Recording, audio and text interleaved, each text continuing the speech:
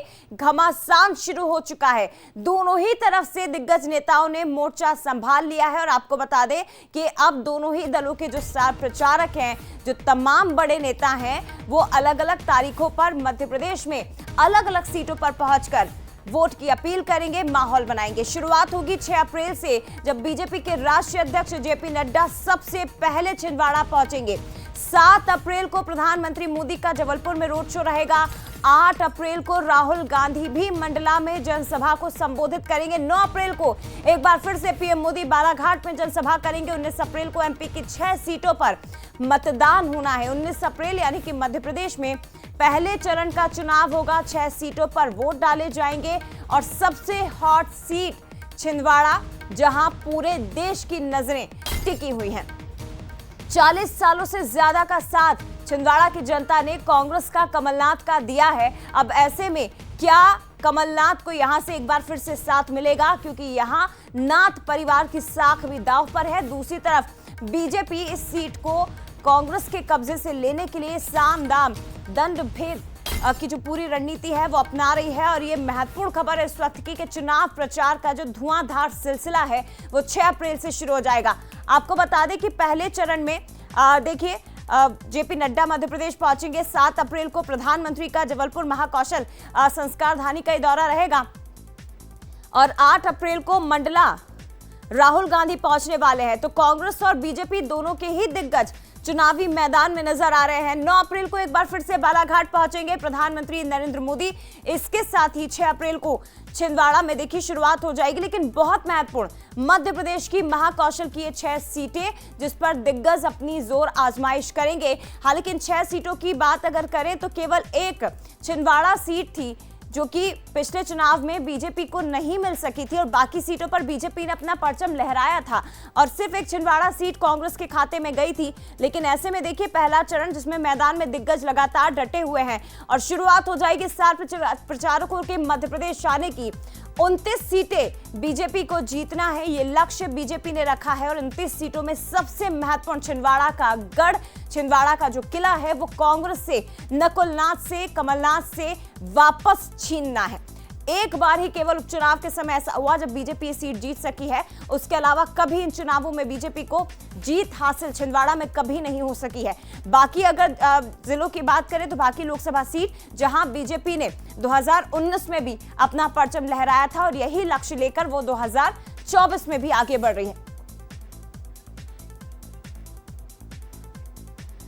और चलिए हमारे साथ हमारे सहयोगी जुड़ गए हैं, सीधे उनका रुख करते हैं। भोपाल से रंजना दुबे इस वक्त मेरे साथ जुड़ गई हैं और छिंदवाड़ा से अमित द्विवेदी इस वक्त आपको नजर आ रहे हैं। रंजना, सबसे पहले आपके पास आते हुए चुनावी हुंकार और तमाम जो स्टार प्रचारक हैं बीजेपी और कांग्रेस के, वो मध्य प्रदेश की इन 6 सीटों पर सबसे पहले फोकस करेंगे जिसमें महाकौशल की सीटें सबसे ज्यादा शामिल है।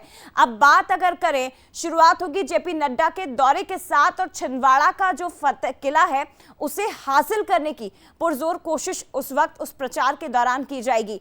2019 भी हमें याद करना होगा क्योंकि इन 6 सीटों में से केवल एक छिंदवाड़ा बीजेपी नहीं जीत सकी थी, बाकी सब सीटों पर बीजेपी ने अपना परचम लहराया था। किस तरह की रणनीति होगी दिग्गजों की और क्या कुछ कार्यक्रम रहेंगे?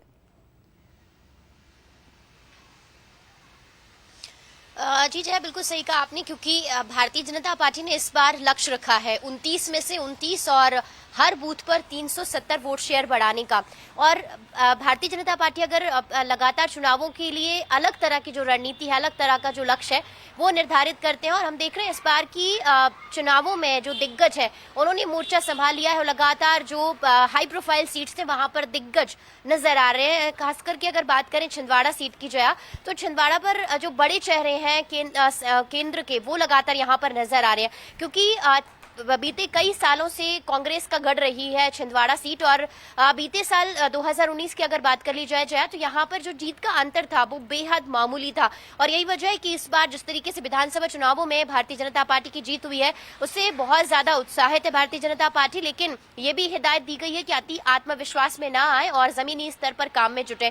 भाजपा के जो राष्ट्रीय अध्यक्ष हैं जेपी नड्डा, वो कल छिंदवाड़ा सीट पर पहुंचेंगे, लगातार संवाद करेंगे और जमीनी स्तर पर क्या वहां पर रिपोर्ट है वो भी लेंगे। और छिंदवाड़ा के साथ रंजना, ये भी बहुत जरूरी है समझना कि मध्य प्रदेश में तमाम जो दिग्गज हैं इन 6 सीटों पर फोकस कर रहे हैं। सबसे महत्वपूर्ण बात है कि जेपी नड्डा पहुंचेंगे, प्रधानमंत्री का भी इन 6 सीटों में से 2 सीटों पर 2 बार का दौरा रहेगा। उनका भी जेपी नड्डा के जाने के बाद अगले दिन का दौरा है, वो भी शेड्यूल है। तो तमाम जो बीजेपी के बड़े चेहरे और कांग्रेस के राहुल गांधी जो स्टार प्रचारक है, वो इन 6 सीटों पर शुरुआती चरण में फोकस कर रहे हैं। आज पीएम नरेंद्र मोदी जबलपुर में पहुंचेंगे और इसके बाद वो बालाघाट में पहुंचेंगे। और एक तरह से जबलपुर सीट में जो प्रधानमंत्री जब वहां पर पहुंचेंगे तो सीधी सी बात है, प्रत्याशी के लिए एक तरह से बहुत ज्यादा ये बड़ा मौका होगा जब जनता से सीधा रोड शो भी करेंगे, पहुंचेंगे।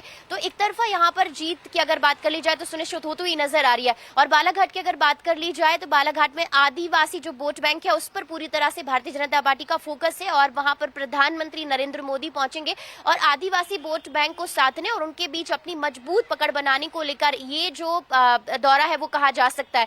तो कुल मिलाकर जहां जहां पीएम नरेंद्र मोदी पहुंचे, चाहे वो विधानसभा चुनाव की बात कर ली जाए तो वहां पर भारतीय जनता पार्टी की जीत बहुत आसान रही है और बहुत ज्यादा रिकॉर्ड तोड़ मतों से भारतीय जनता पार्टी की जीत हुई है। और यही वजह है कि अब जबकि पीएम मोदी यहाँ पर आ रहे हैं तो भाजपा प्रत्याशियों के लिए एक तरह से ये बहुत ज्यादा आसान जो जीत है वो नजर आ रही है। लेकिन कांग्रेस के जो दिग्गज है वहां पर सिर्फ लेकर अगर बात करी जाए तो सिर्फ एक ही चेहरा है राहुल गांधी का, जो नजर जो कि यहाँ पर प्रचार के लिए पहुंचेंगे।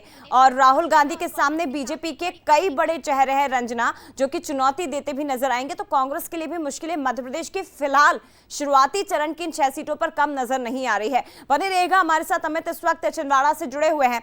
अमित, 29 सीटें जीतने का लक्ष्य बीजेपी का, लेकिन इसके साथ ही अब तो कैलाश विजयवर्गीय ने टारगेट भी रख दिया है कि हम तो 5 लाख वोटों से छिंदवाड़ा की सीट जीतने जा रहे हैं। किस तरह का माहौल आपको नजर आ रहा है?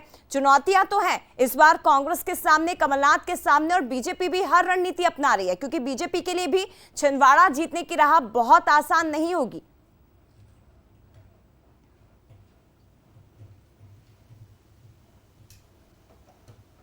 अमित, आवाज उन तक शायद नहीं पहुंच पा रही, लेकिन एक बार आपको चेहरे बता देते हैं कि जो 6 सीटें हैं पहले चरण की, वहां पर कौन सा प्रत्याशी मैदान में है।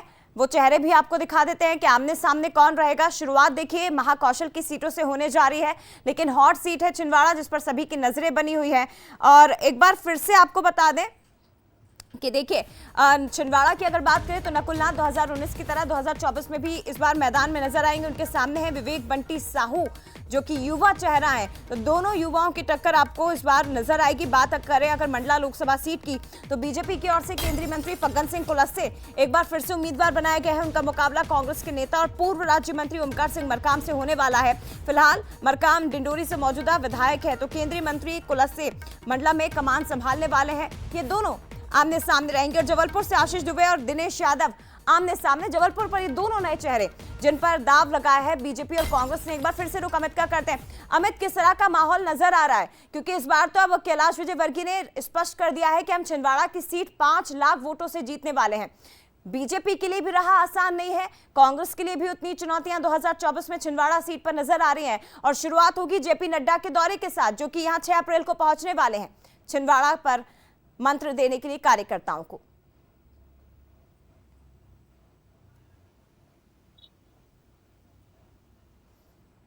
चलिए, लगता है आवाज उन तक नहीं पहुंच पा रही है, लेकिन एक बार फिर से आपको बता दें कि पहले चरण के लिए सियासी घमासान की शुरुआत होने जा रही है और दोनों तरफ से दिग्गज, एक तरफ बीजेपी के और दूसरी तरफ कांग्रेस के, जो कि मोर्चा संभालने वाले। शुक्रिया आपका रंजना और अमित, आपका भी।